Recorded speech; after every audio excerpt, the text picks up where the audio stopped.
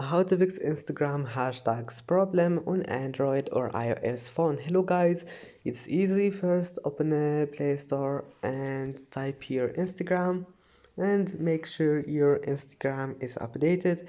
If you found your update, just click on it and your problem will be fixed.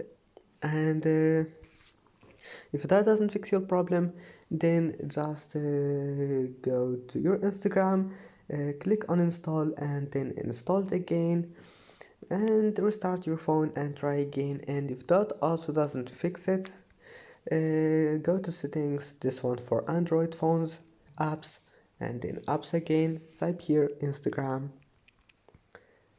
click for stop and go to storage, clear cache, and then clear data. You will need to log in again, but that will help you to fix your problem. And go to permissions, give it all of those permissions here, and that's it. See you in the next video.